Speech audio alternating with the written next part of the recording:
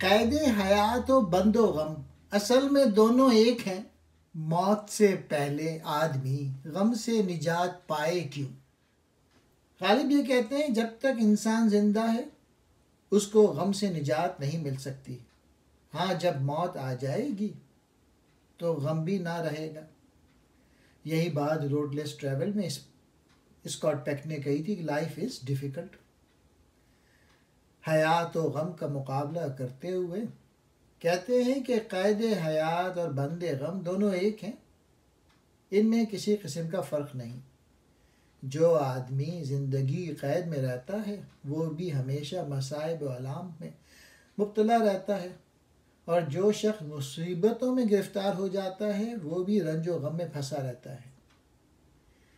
इससे नतीजा ये निकलता है कि जब तक इंसान ज़िंदा है उसको गम से निजात नहीं मिल सकती।